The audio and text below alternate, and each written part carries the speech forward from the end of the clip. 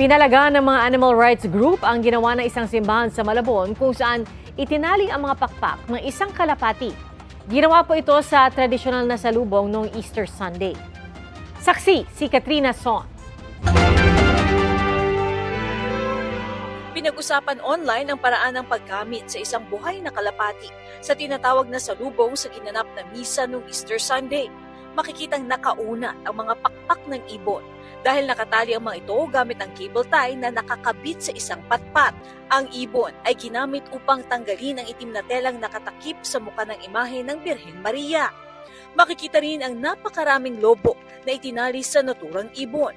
Ikinabahala ng animal welfare groups ang insidente. Ang Philippine Animal Welfare Society o POS sinabing itinali raw ang ibon sa mga lobo at pinalipad. Dahilan daw ito kung bakit namatay ang naturang ibon. Sabi ng POS, wala raw lugar ang ganitong mga klase ng animal cruelty sa mga religious celebrations.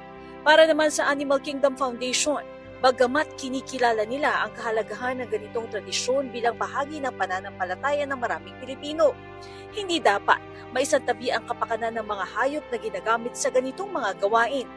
Nakasaad din umano sa RA 8485 o Animal Welfare Act na ipinagbabawal na masaktan o imaltrato ang mga hayop. Para sa amin, ito po ay isang act of cruelty. This is an act of irresponsibility and no regard or respect to the life of the doves or the birds that were used in this ceremony.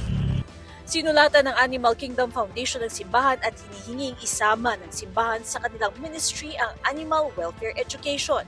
Sinasabi po natin o sinesend nila sa ating message ang compassion, ang love, ang responsibility. But I think nakakalimutan po nila yung aspeto that the animals are also living beings and that they deserve to be respected as well. Sinubukan namang kunin ng GMA News ang panig ng simbahan ngunit tumanggi silang magbigay ng anumang pahayag. Ako si Katrina Son, ang inyong saksi.